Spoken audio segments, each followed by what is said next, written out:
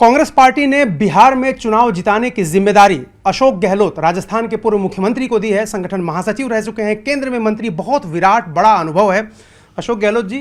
Party ने तो ये सोचा है कि अशोक गहलोत जी बिहार जिता देंगे, क्या प्लानिंग है आपकी?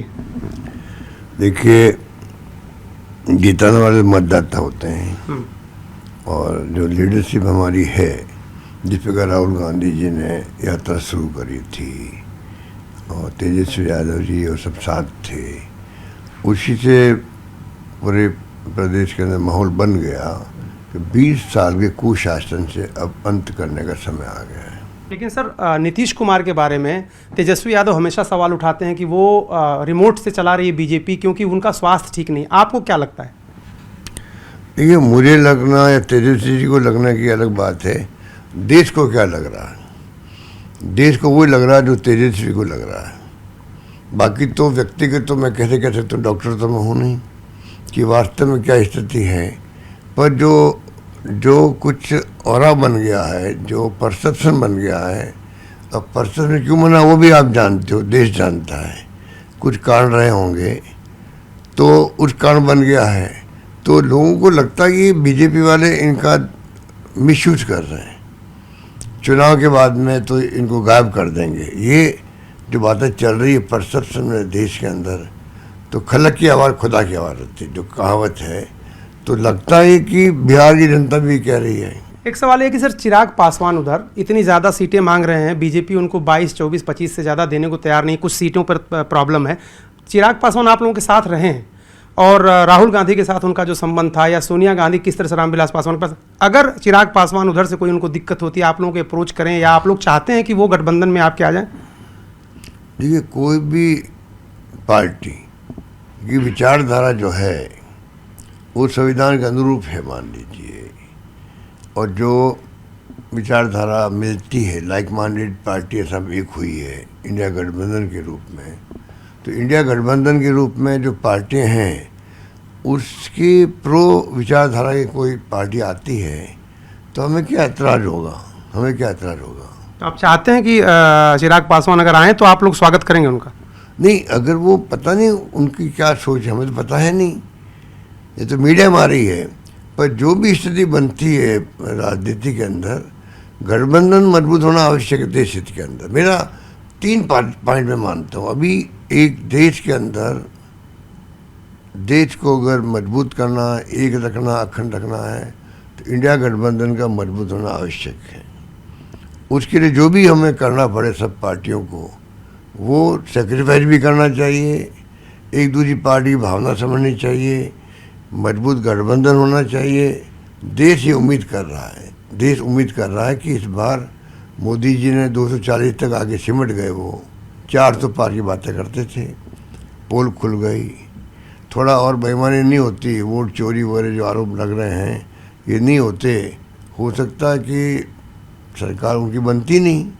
तो ये स्थिति में चुनाव हो रहे हैं बिहार की। नंबर 3, जो हरियाणा के अंदर और महाराष्ट्र के अंदर जो राजनीति हुई चुनाव जीतने की, जो पैसा फेंका गया है, आप कल्पना नहीं कर सकते।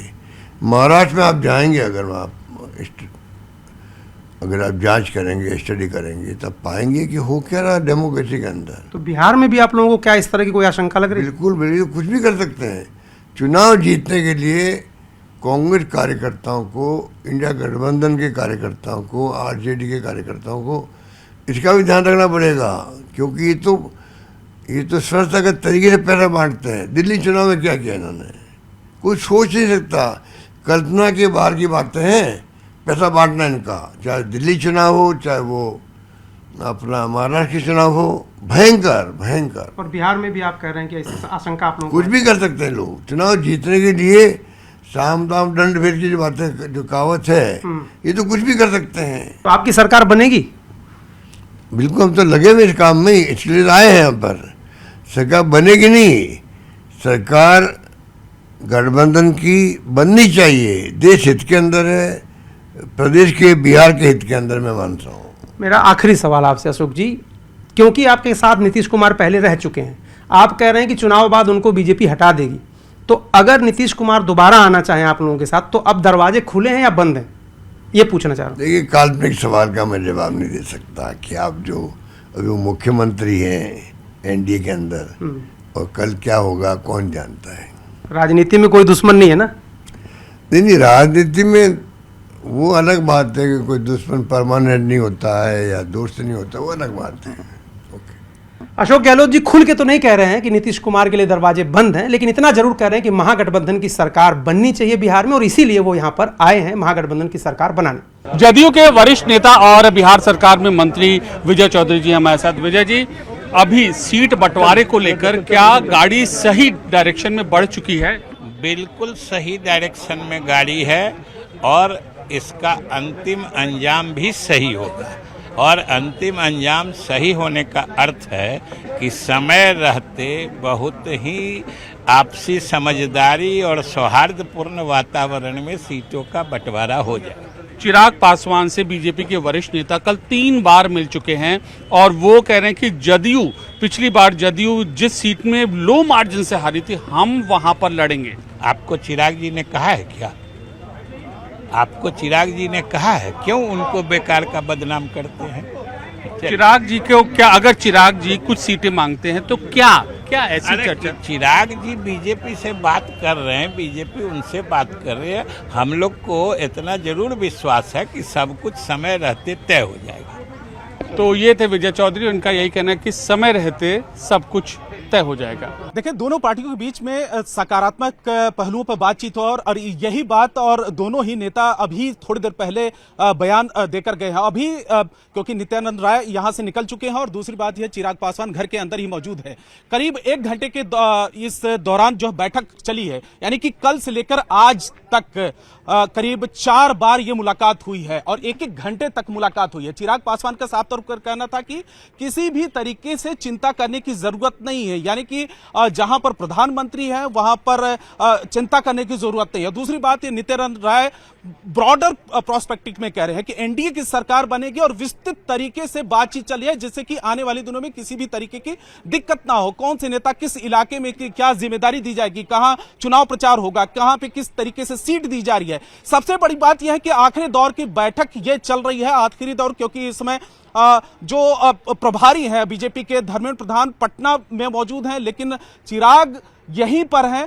चिराग अभी पटना में नहीं है। कई दौर की बैठक एलजेपी की पटना में हो चुकी है और अब लगभग सब कुछ तस्वीरें साफ होती हुई दिख रही हैं, क्योंकि प्रधानमंत्री की तारीफ करना और उसके बाद यह कहना है कि एनडीए की सरकार बनेगी, जिस तरीके से नित्यानंद राय ने बयान दिया, और चिराग पासवान का कहना है कि किसी भी तरीके की दिक्कत नहीं है और सब कुछ स्मूथ तरीके से चल रहा है।